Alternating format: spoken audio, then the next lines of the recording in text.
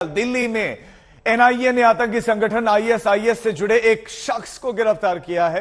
बाटला house इलाके से एक घर पर एनआईए की टीम ने छापा मारा और पकड़े गए संदिग्ध का नाम मोहसिन अहमद है।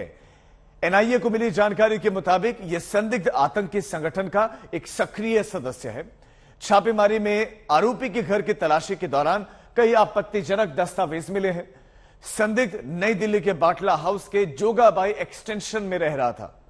एनआईए ने कई धाराओं में केस दर्ज कर मामले की जांच शुरू कर दी है। इससे पूछताछ जारी है। बाटला में आईएसआईएस का ये संदिग्ध आतंकी पकड़ा गया है और आईएसआईएस के लिए ये मोहसिन अहमद फंड जुटा रहा था। ये इसी इमारत की चौथी मंजिल पर रहता था, 4th फ्लोर पर रह रहा था, किराए में यहां रह रहा था और बताया जा रहा था कि यहां के युवाओं को बरगला रहा था, उनका ब्रेन वॉश कर रहा था, उनको रेडिकलाइज कर रहा था। इसी खबर पर हमारे संवाददाता हिमांशु मिश्रा हमारे साथ जुड़ गए। हिमांशु, ये बहुत बड़ी कामयाबी के तौर पर इसको देखा जा रहा है, लेकिन अब तक की पूछताछ में क्या क्या खुलासा हुआ, पहला सवाल। और दूसरा ये कि इस मोहसिन अहमद के बारे में और क्या क्या जानकारी मिली, कहां का रहने वाला था, कब से यहां रह रहा था? बिहार पटना का ये रहने वाला था मोहसिन और पिछले 6 महीने से यहां पर किराए पे रह रहा था। इसके बारे में जानकारी तब मिली एनआईए को जब एनआईए ने अभी कुछ दिनों पहले 6 राज्यों की 13 जगहों पर रेड की थी और उस दौरान एनआईए को इसके बारे में जानकारी मिली थी और उसके बाद से ही लगातार इस पे ट्रैक कर रही थी एनआईए। और उसके बाद एनआईए को पता चला कि चूंकि ये टेक्नो सेवी है, इसलिए ये अलग अलग ऐप्स के जरिए जो इसके तमाम हैंडलर हैं उनसे ये लगातार संपर्क में रहता था।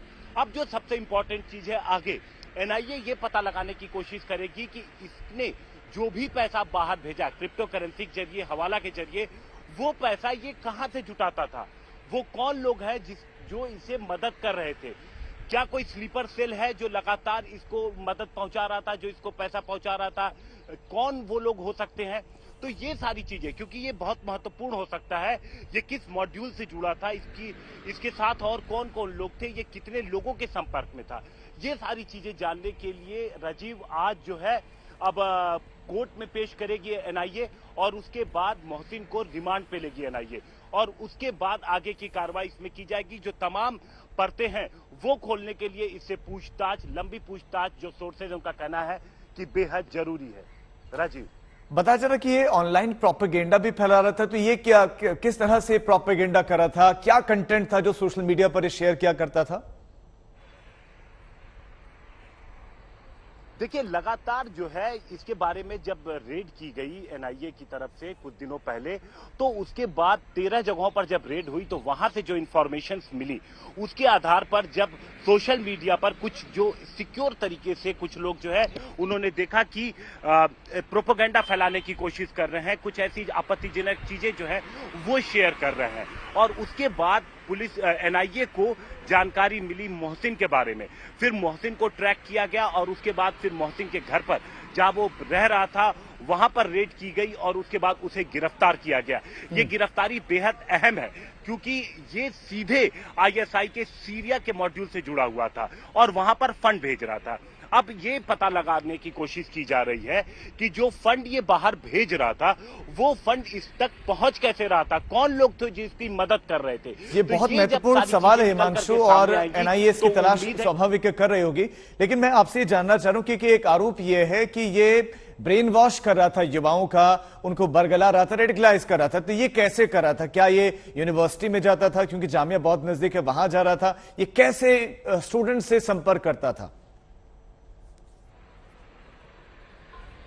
देखिए, क्योंकि ये हाईली रेडिकलाइज था, जो अब तक की जांच हुई है, जो सोर्सेज बता रहे हैं कि ये हाईली रेडिकलाइज था, कई लोगों के संपर्क में था और उसके बाद जब इसको पकड़ा गया और जब इसका पूरा सोशल मीडिया, इसके मोबाइल की जांच की गई, तब पता लगा कि ये किस तरीके से कुछ युवाओं को भी अपने साथ जोड़ने की कोशिश कर रहा था और उनको किस तरीके से बरगलाने की कोशिश कर रहा था, बहलाने फुसलाने की कोशिश कर रहा था और इसके लिए लगातार झूठ का भी सहारा ले रहा था। तो इस वजह से इससे ये भी पूछताछ की जाएगी कि इसने अब तक कितने जो युवा हैं, आसपास के लड़के हैं, उनसे संपर्क किया, उनको कैसे वो ढूंढता था, कैसे उन तक पहुंचता था और क्या कुछ उनको कहता था, क्या कोई राइटअप भी इसके पास था।